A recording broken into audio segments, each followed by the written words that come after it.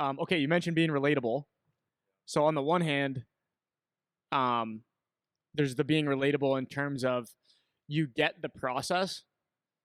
So, for example, I had one of the kids today when I was cooking them in that workout.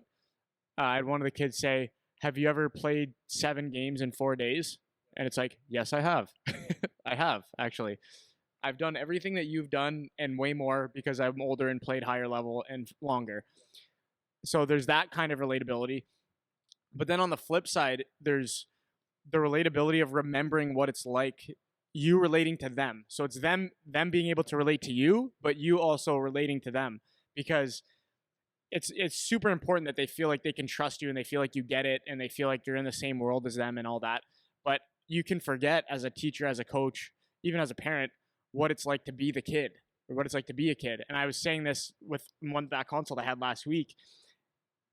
We can project as coaches and as parents, as players, we can project our mature mind onto kids that don't know any better yet.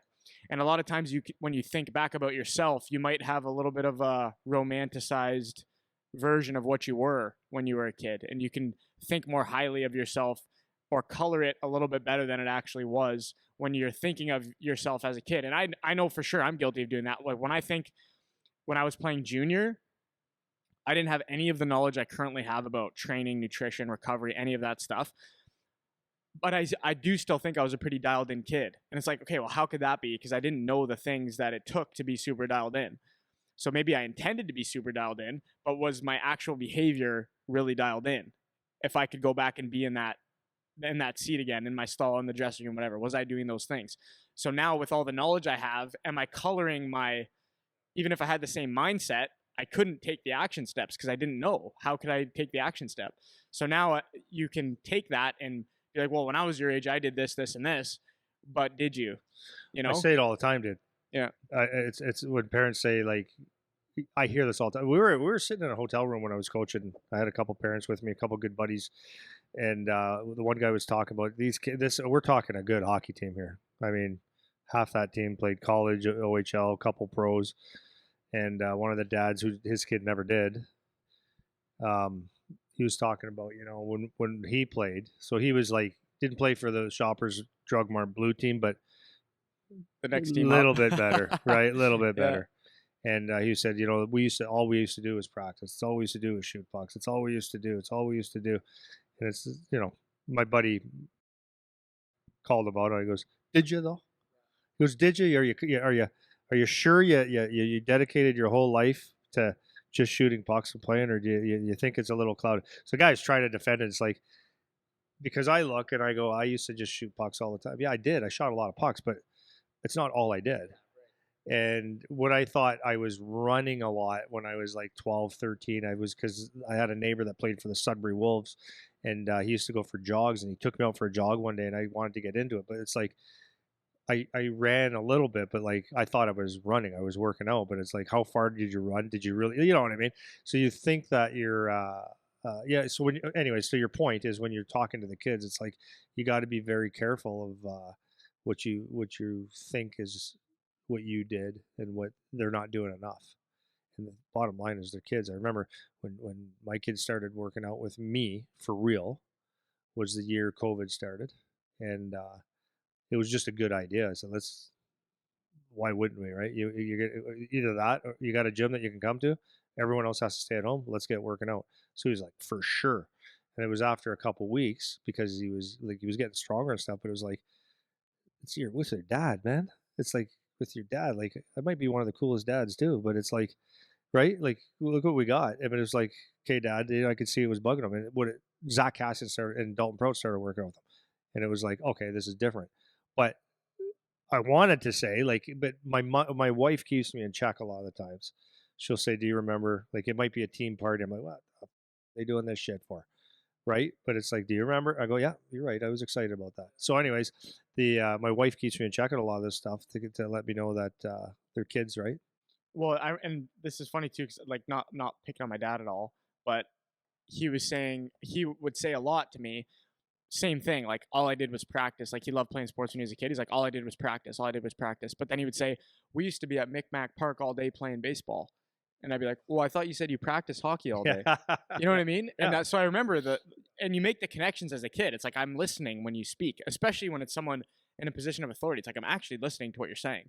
So when you say all I ever did was shoot pucks, it's like, well, yeah, but I thought you said that you were at the bowling alley 4 times a week or whatever. You know what I mean? Like we remember the things that you say. So you want to be careful as a teacher.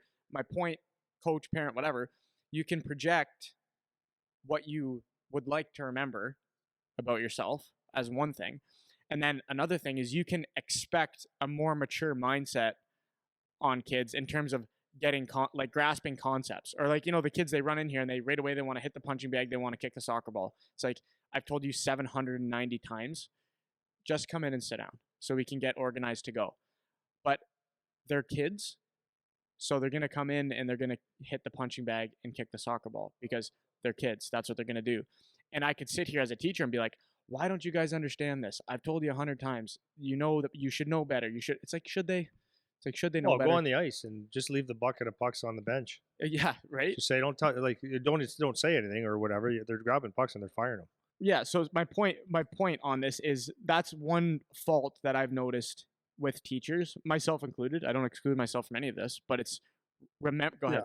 yeah. I was the last thing I was going to say to that is like you always remember, like people project what they did over practice, but you don't tell the kids, or you don't remember. You don't want to remember the time that you didn't want to work out. You don't want to remember the time that you got caught at the smoking pit with all the kids at high school. You don't want to talk about the time where you snuck out of the house at 11 o'clock at night to go hang out with your buddy, and your mom's going, what were you doing last night? Like you got up early or whatever, right? It's like, oh, no. You don't talk about all that stuff. No one does. Talk about the time in junior where you just didn't want to practice hard, or you didn't want to fight that guy, or you bailed on a hit. Like everyone does something at some point, or you were scared. Everyone has fear. It happens, man. Like my son, when he asked me things, I always tried to be as honest as I can. I told him, I said, there's fear in this thing, man. Like everything you do in life, there's gonna be some fear. You don't have any fear. Like you're gonna come to things when you're not doing things well, or there's things that'll show where you're scared. And I'm not talking about physically, necessarily always physical.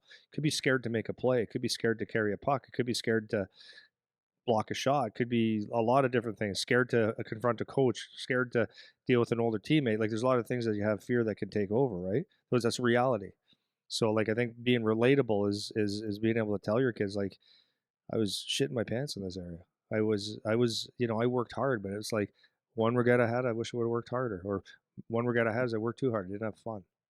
Being relatable, right? Having conversations, man, just normal conversations. Like, because if the way people talk all the time, coaches and stuff, it's like you're not Jesus Christ himself. Everyone acts like they've done everything perfectly. Like, and I hope I never come across like that. Like I've made a million mistakes and continue to. Being able to come into the rink and be relatable, humble, is huge. Yeah, you're tailing right into my last thing. Yeah, and that's vulnerability.